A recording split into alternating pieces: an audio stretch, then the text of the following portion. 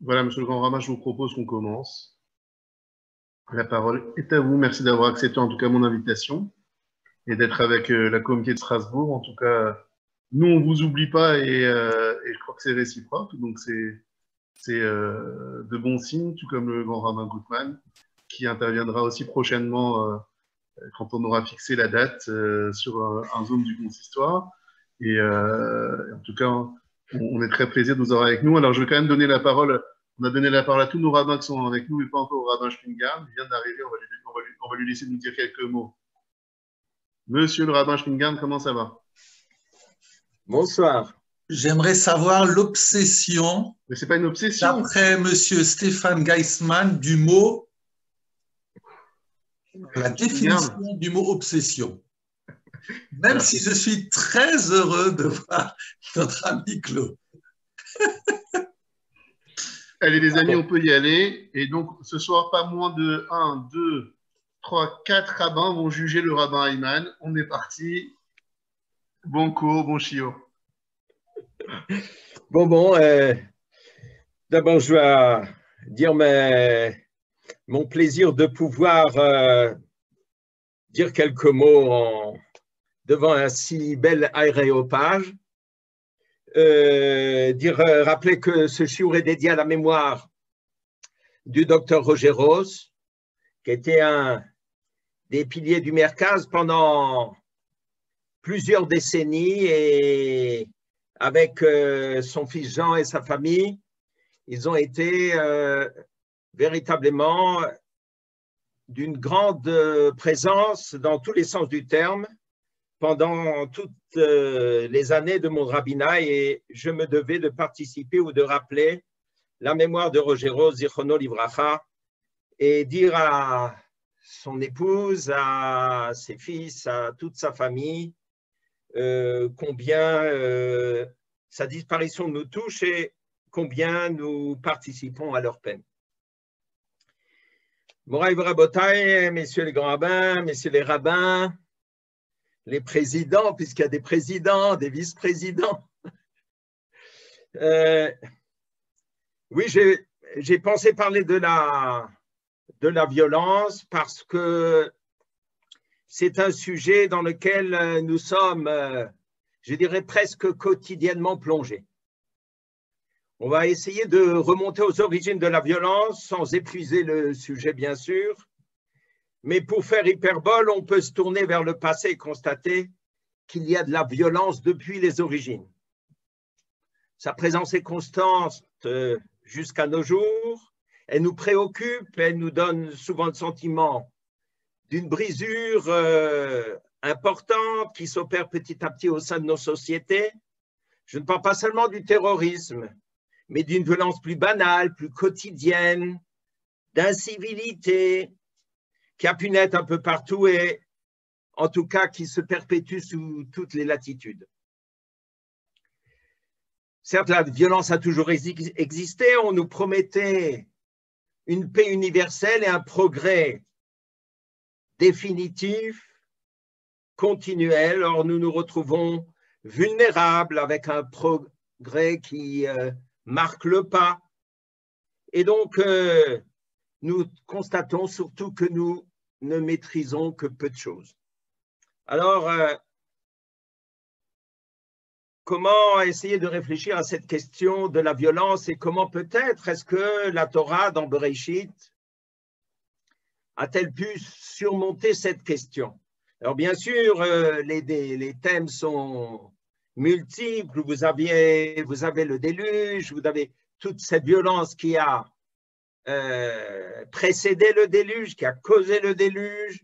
Vous avez un autre genre de violence, c'est celui de la tour de Babel où il n'y a plus de parole.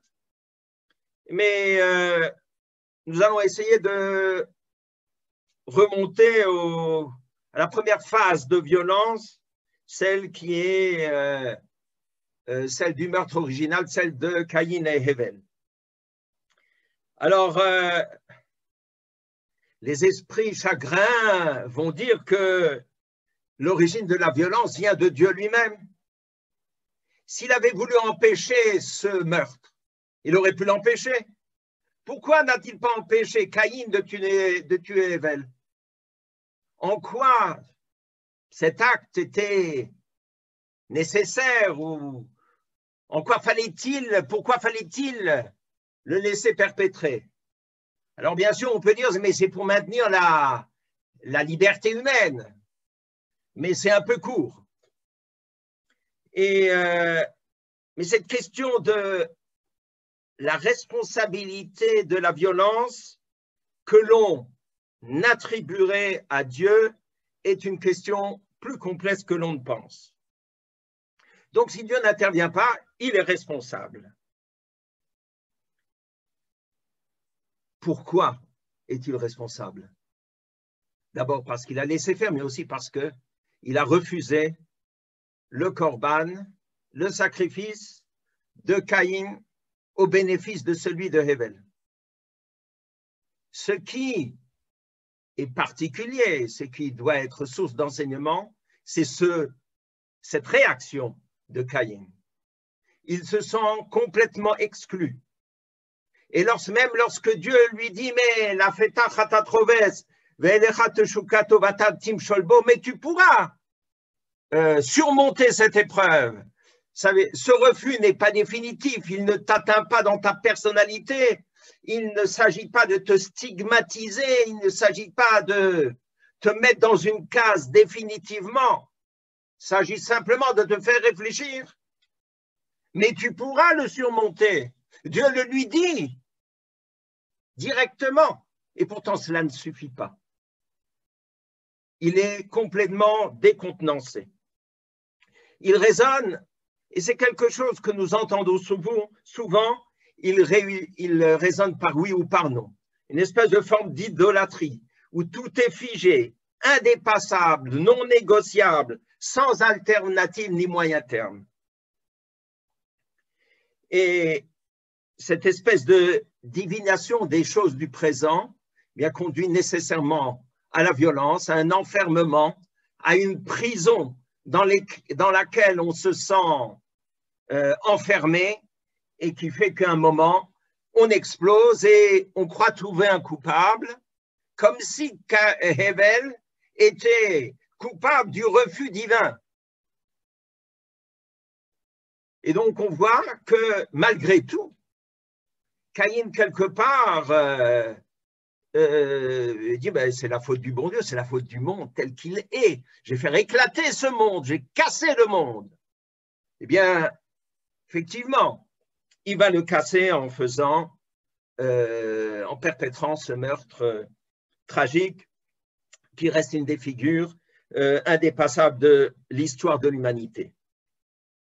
Et cette idée d'attribuer l'origine de la violence à Dieu et de ne pas voir qu'en réalité, elle n'est que la conséquence d'une espèce d'enfermement de l'homme lui-même dans l'image qu'il se fait de lui-même, eh bien, elle est proposée dans le Midrash Tanchuma, au chapitre 9, où, comme je l'ai dit, Caïn accuse Dieu d'être responsable du meurtre de Hével. Et comme le dit le verset dans une lecture presque chassidique, Hashomer Achi Anochi. Qui c'est qui est le gardien de mon frère? Ce n'est pas moi, c'est Anochi, celui qui a pu dire au Sinaï Anochi, Hashem Elokecha, Asher hotzeticha me'eretz Mitzrayim, celui qui a dit je suis l'Éternel, ton Dieu qui t'a fait sortir d'Égypte, celui qui est capable d'affirmer sa présence. C'est lui qui est responsable. Hashomer Achi, Anochi, qui est le gardien de mon frère? Ce n'est pas moi, c'est celui qui dit Anochi.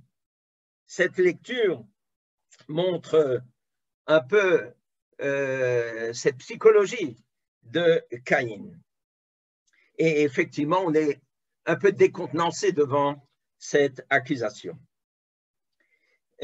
Puisque, donc, mais c'est une idée qui va se perpétuer dans l'histoire. Dieu est responsable de tout, et l'idée que l'on verra un peu dans la Kabbalah, un peu chez Shabtai Tzvi, c'est celle-ci. Dieu est maître de l'histoire. Donc même si des choses gravissimes surviennent dans le monde, eh bien, Dieu n'a qu'à les arranger. Dieu peut faire en sorte qu'elles tournent bien. Dieu est maître de l'histoire, il dépasse le mal. S'il dépasse le mal, il est maître de tout. S'il est maître de tout, ce n'est pas tellement grave d'avoir tué Hevel, puisque Dieu peut s'en arranger. Le monde ne s'arrête pas. Donc, au fond, ce n'est pas tellement grave. Ce que j'ai fait suggère Hevel à Dieu. D'autant cette idée, n'allez pas croire qu'elle vient de nulle part. Est-ce que Joseph lui-même ne dit pas ce genre de choses lorsque la situation s'est dénouée, lorsqu'il est arrivé à retrouver ses frères? Il dit « Vatem chashavtem alai ra'a » vous avez médité de me faire du mal. Mais Elohim chashava le tova. Dieu l'a changé en bien. Donc il y a cette capacité reconnue, quelque part, pas même par la tradition, par la Torah elle-même, de cette capacité reconnue à Dieu de faire en sorte que les choses puissent bien tourner et, somme toute, que les frères aient presque voulu tuer Yosef, c'est ma foi, pas quelque chose qu'il faut retenir, en tout cas même en écoutant Yosef, mais laissez ça de côté, laissez ça en arrière, c'est Dieu qui a fait en sorte que tout se passe bien. Hamdoulillah, comme on dit chez nous, tout va bien, le monde peut continuer et tout se passera bien. Mais malgré tout, c'est problématique. D'autant que dans la Kabbalah aussi, on voit que cette idée où, lorsqu'il sort du bien à partir du mal, c'est un véritable Kiddush Hashem, c'est la grandeur divine qui apparaît. Donc quelque chose de formidable qui ferait dire alors, mais en réalité, ce que je fais, le mal que je fais, ce n'est pas tellement grave, les choses ne sont pas rédhibitoires, même si je me suis un peu énervé sur Hevel, les choses passeront. Eh bien non, elles ne passeront pas. Pourquoi? Pourquoi elles ne passent pas? En fait, on peut relier ce midrash à un petit midrash que j'ai entendu, ça intéressera le grand rabbin Gutman, un midrash de la Petirat Moshe, qui a été publié par Jelinek dans son fameux volume de recueil de midrashim. Voilà pour la Wissenschaft. Donc, dans ce midrash de Petirat Moshe, il y a quelque chose d'intéressant. Dieu dit à Moshe, tu ne rentreras pas en terre d'Israël. Pourquoi? Tu as tué un Égyptien. J'ai tué un Égyptien, mais toi, tu as tué des milliers d'Égyptiens. Oui, dit Dieu, mais moi, je peux les faire revivre. Toi, tu ne peux pas le faire revivre. Et le Midrash s'arrête là. Question. Mais pourquoi le dialogue s'arrête-t-il? Est-ce que Dieu ne peut pas faire revivre l'Égyptien de Moshe? S'il peut faire revivre tous les Égyptiens qui ont été tués à la mer Rouge, ne peut-il pas faire revivre l'Égyptien de Moshe? Eh bien non, il ne peut pas le faire revivre parce que ce que Dieu fait, eh bien c'est un acte divin. Ce que l'homme fait, c'est un acte humain. Et personne ne peut dire que la clarté de la vision de Moshe au moment où il a tué l'Égyptien était totalement pure et sans tache. Donc, quelque part, dit ce midrash de Petirat Moshe, Moshe est responsable, alors que Dieu, lui, peut se prévaloir donc de sa position. Et donc, en fin de compte, on ne légitime pas la violence même si en quelques épisodes exceptionnels, il y a effectivement des épisodes de violence, mais elles ne sont pas légitimées, elles ne sont pas acceptées, si ce n'est que ce sont des moments exceptionnels et qui ne, je dirais, ne sont pas révélateurs de la manière dont doit se conduire, continuer l'histoire d'Israël.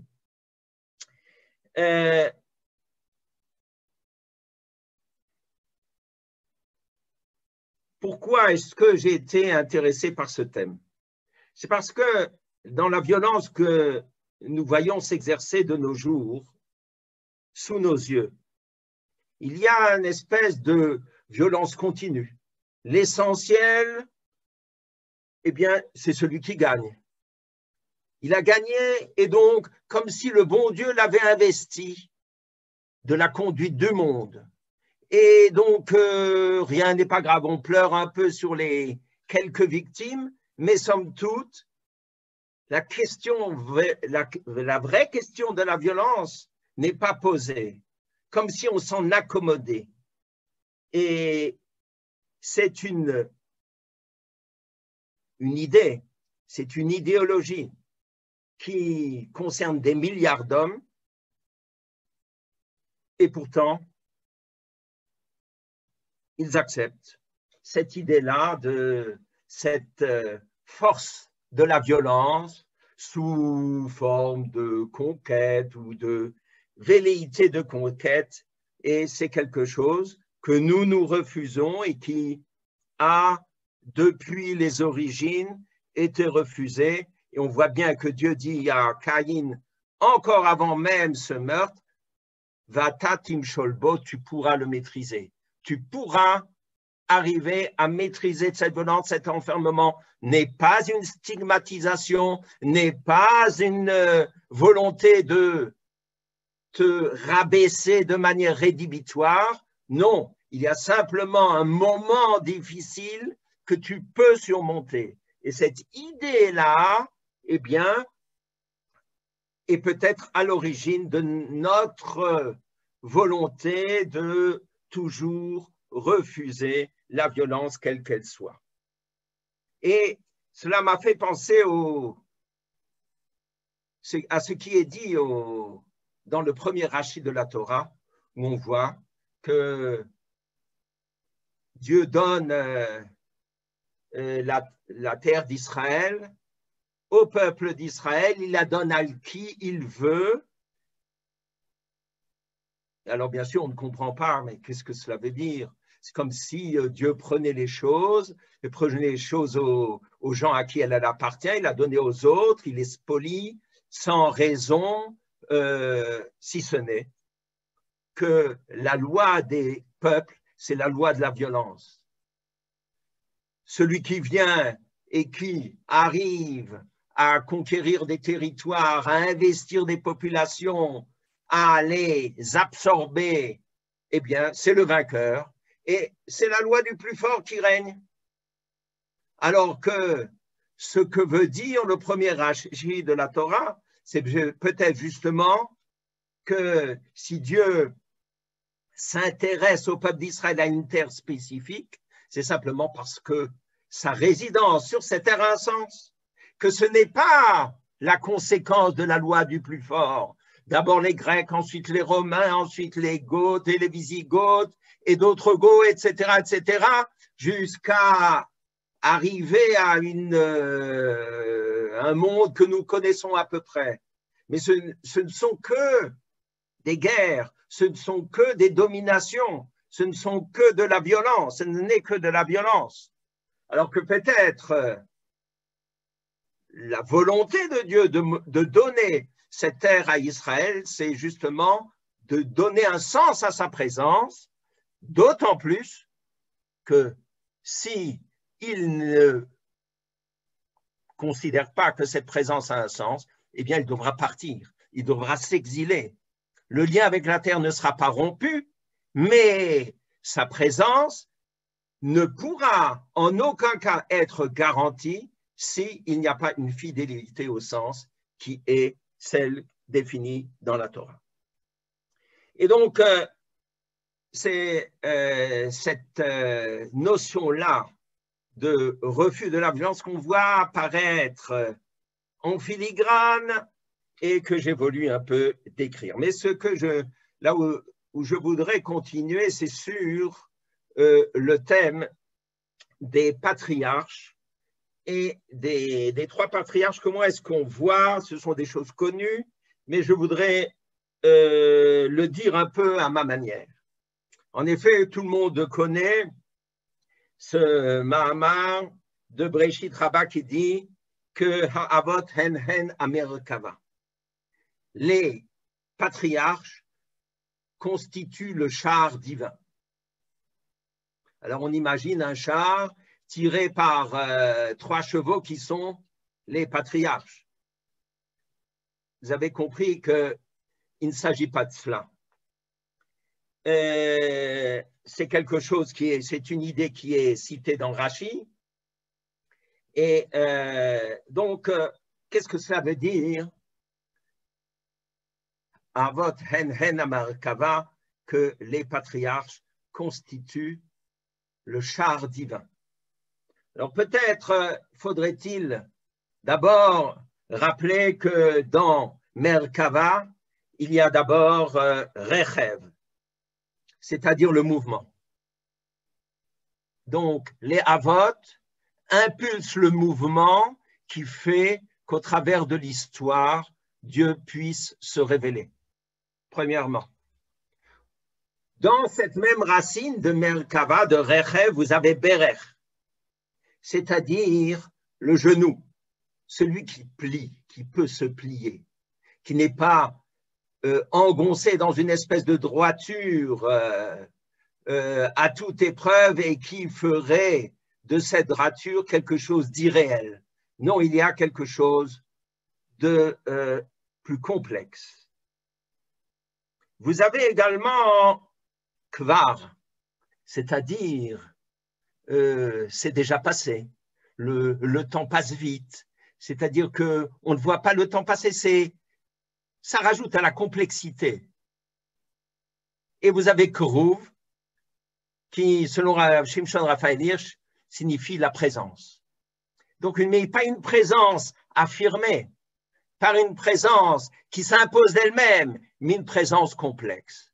Et c'est la traduction que je voudrais proposer, peut-être le petit chidouche de ce soir, c'est que Avot hen Merkava, que dire que les patriarches constituent le char divin, c'est-à-dire ils nous montrent que la relation à Dieu est complexe. Et c'est au travers de cette complexité, en acceptant cette complexité, qu'on peut peut-être distinguer, atteindre quelque chose du divin et du parfait. Et on le voit, ce sont des choses connues, mais que je voudrais reprendre, et je rappellerai un Mahamar du grand rabbin Yonatan Sachs, Zichrono Livracha, qui nous a quittés il y a un peu plus d'une semaine, peut-être juste une semaine, et dont le souvenir nous reste très fortement pour la profondeur de sa pensée, et vous allez voir que ce qu'il dit s'intègre bien dans ce que je dis. Alors, en quoi la figure des patriarches est-elle complexe? Elle est complexe parce qu'ils représentent quelque chose, mais que leur vie doit être consacrée à autre chose. C'est ça qui est intéressant. Abraham, on dit Amoud HaChesed, c'est la générosité, c'est la bonté, c'est l'empathie. Vous avez compris que lorsque j'ai prononcé ce mot, je ne les aimais pas trop. Parce que fondamentalement, je pense que ce que Abraham veut, c'est partager. Ne pas garder les choses pour lui. Cette générosité, Olam Chesed Ibané, que toujours le monde se construit au travers du Chesed, c'est parce que je ne veux pas garder les choses pour moi, Je ne veux pas être le seul à agir, je ne veux pas être le seul à penser, je ne veux pas être le seul à regarder, mais je veux associer les autres à ce que moi-même je perçois. Ce n'est pas tant l'empathie ou la gentillesse que la volonté de partage et de ne pas s'ériger, encore une fois, en personnage unique, fermé, enfermé. Et on voit bien qu'Abraham, il propose l'adhésion au Dieu unique. Il n'impose pas. Et c'est pour cela que la prière qu'il va composer, ça c'est le Mahamar de Rabbi Yonatan Sachs, Zichrono Livracha, c'est la prière qu'il va composer et, comment dirais-je, est basée sur le verset qui dit qu'il se tenait devant Dieu. Asher Amad Sham, il s'est tenu devant Dieu. Se tenir devant Dieu, c'est accepter de ne pas être Dieu soi-même, c'est accepter d'être qu'une partie du monde, et c'est cela le véritable chesed, que l'on se fait à soi et on se fait aux autres, de montrer que l'on n'est qu'une partie de quelque chose, que l'on impulse peut-être un mouvement, mais avec d'autres, pour d'autres, dans une richesse qui est la richesse de la pluralité. Et je disais qu'Abraham est confronté à toute autre chose, puisqu'il arrive en Eretz Israël, il doit aller en Égypte, il a des sueurs froides avec sa femme Sarah, qui est courtisée par Pharaon, tout le temps dérangé avec Ishmaël, etc. Et tous ces épreuves vont culminer avec la Hakeda. Donc on voit qu'à partir du moment où il est en Eretz Israël, son chesed, eh bien, doit être non pas laissé de côté, mais il doit se confronter à autre chose pour montrer qu'il ne va pas faire de la publicité chesed, mais il va faire aussi autre chose, que le monde ne se cantonne pas à sa volonté de partage, fût-elle d'une bonté extrême. Il en est de même pour Yitzhak. Yitzhak va devoir se confronter à la Keïda, il va devoir accepter cela. Mais en même temps, il va être refusé par Dieu. Quelle violence! Imaginez seulement qu'on vous propose le sacrifice perpétuel et que le bon Dieu vous dise « mais tu ne m'intéresses pas ». Incroyable. Ça va le marquer. Et comment va-t-il surmonter? Comment Akadosh Baruch Hu va l'aider à surmonter sa, je ne dirais pas sa déception, mais ce qui était l'expression de sa volonté de pureté et ça, peut-être ce que l'on dit à propos d'Yitzhak, c'est Amoudayir A, c'est la crainte, c'est-à-dire ne pas se commettre avec moins que d'autres, avec moins que lui, mais de garder sa pureté, sa crainte divine comme s'il était toujours devant Dieu. Eh bien, toute son histoire sera faite de rencontres. Rencontres avec les Philistins. Il faut qu'il s'accorde avec eux. Il faut qu'il s'accorde avec ceux qui remplissent ses puits, etc. Et il devra donc composer avec d'autres. Donc, non, loin de pouvoir rester dans son quant à soi, il devra s'ouvrir, il devra faire encore une fois autre chose. Et je disais que Ha'avot hen hen amarkava, ça nous montre, ça veut dire que la perception d'Akadosh Baruch Hu dans le monde, elle est complexe. Et c'est ça ce que cela veut dire, que les Havot participent de cette Merkava, c'est en même temps une... À mon téléphone. Voilà. Excusez-moi. Et donc, je disais que la complexité se traduit également au niveau de Yaakov. Yaakov, c'est Emet. Alors on dit toujours c'est la vérité. La vérité, et on en a plein la bouche. Mais la vérité de quoi?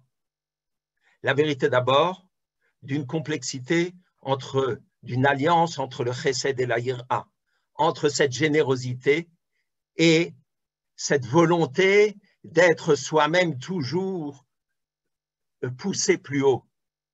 Mais en même temps, Emet, nous disent les Chachamim, le Maharal le dit souvent, c'est me aleph tav. En fait, Emet, ce n'est pas tant la vérité que le réel dans sa totalité et donc dans sa complexité. Et ce que on va voir chez Yaakov, c'est un personnage complexe. Il doit mentir pour s'en sortir. Ça lui est reproché. Il aurait pu faire autrement, mais c'est l'homme du terrain qui essaye de s'en sortir avec les difficultés qui sont les siennes. Alors, ce n'est pas une vérité flamboyante qu'il nous propose, mais c'est une vérité du terrain complexe qui demande à être travaillée, qui demande à être approfondie. Et l'intéressant, j'ai oublié de parler, mais je reviendrai peut-être à la prière de Yitzhak, mais je parle de la prière de Yaakov. Et Yaakov, justement, comme s'il fallait nous montrer la complexité du message qui est le sien, eh bien, sa prière, elle vient du verset Vaïv Gabamakom, comme si c'était un moment imprévu, improbable, extraordinaire, totalement sans préparation, qui le saisit et il rencontre Akadosh Baruch Hu et il est capable de prier. Et pour revenir à Yitzhak, le verset qui parle de sa prière, c'est la Souar Bassadeh. Il allait discuter, et pour certains commentateurs, c'est même surveiller ses plantations. Donc, avec d'autres, c'est-à-dire, il allait parler, être en présence d'Akadosh Baruch Hu. Ce n'est pas qu'il allait se retirer dans sa tour d'ivoire, mais il allait s'exposer. Il allait parler à Akadosh Baruch Hu comme on parle aux hommes, en s'exposant et surtout en acceptant l'idée qu'il n'est pas Dieu et Dieu n'est pas lui. Et donc, c'est cette rencontre qui est symbolisée par la prière de Yitzhak. Et donc, j'ai essayé de démontrer que c'est par cette notion de complexité que peut-être notre histoire peut essayer de répondre quelque part à cette violence qui s'enferme dans une vérité incontournable, toujours affirmée, intraitable, sans véritable finesse. C'est contre cela que peut-être la tradition juive lutte et pour laquelle, eh bien, nous refusons toute violence et particulièrement celle à laquelle nous assistons de nos jours. Voilà, c'est quelques idées que je voulais vous proposer et vous remercier de m'avoir écouté patiemment. Merci beaucoup, monsieur le grand rabbin. Je vais donner la parole au grand rabbin Veil s'il veut nous dire quelques petits mots avant qu'on se quitte et vous remercier déjà. Pardon, excuse-moi, je t'ai désactivé, pardon. Écoutez avec beaucoup d'attention, je n'ai pas grand-chose à rajouter, c'était vraiment passionnant. J'ai appris certaines choses, je vous recontacterai pour avoir certaines sources aussi plus précises que j'aimerais approfondir. Mais en tout cas, le sujet était passionnant. On le sait, la violence est un sujet presque intarissable. Il a été en tout cas très très bien abordé et je pense qu'il est parfaitement d'actualité. Donc c'était très très intéressant. Je pense que tout le monde a beaucoup profité ce soir de ces belles paroles et de la manière dont ça a été traité. Merci beaucoup et j'espère qu'on pourra vous entendre à l'avenir régulièrement. Avec plaisir. Merci beaucoup. Le grand rabbin Gutman, il a le micro ouvert. S'il veut dire quelque chose, il peut avec beaucoup de plaisir. Et alors, remercie bien sûr mon cher Claude pour ce excellent pour l'excellence de son étude. Proposer au rabbin Koshminger peut-être de terminer cette étude par le Hana Hashem et apporter un petit point à ce qui a été dit au niveau du Midrash Ptirat Moshe. C'est pas une anecdote, mais enfin c'est un historique. C'est que lorsque le Rav Zinsheim était à Paris, il allait de temps en temps à ce qu'il appelle la Sefria Malchutit Shel Tzofat, c'est-à-dire la future bibliothèque nationale, pour y chercher des manuscrits. Et parmi les manuscrits qu'il a trouvés là-bas, il est tombé sur le Midrash de Ptirat Moshe, qu'il a recopié. Et je possède évidemment la photocopie du Midrash Ptirat Moshe que j'offrirai bien volontiers au grand rabbin Ayman, de sa propre main, signé et daté que tel jour, il a recopié d'un manuscrit, d'un Ktaviad, le Midrash Ptirat Moshe, qui a été édité à Paris dans les années 1800 et quelques d'ailleurs, et effectivement repris dans les Bate Midrashot et de Jelinek, et puis également de Wertheimer, bien sûr. Wertheimer et Jelinek, les deux grands maîtres des éditions des Midrashim inconnus ou méconnus. Voilà, j'ai voulu juste compléter, mais loin de dire tout ce qui a été aujourd'hui partagé avec beaucoup de bonheur et beaucoup de profondeur, et je vous en remercie au nom de tous. Merci, monsieur le grand rabbin. Et on va donner donc la parole au rabbin Schmingard pour nous quitter, pour qu'il nous puisse nous lire les psaumes.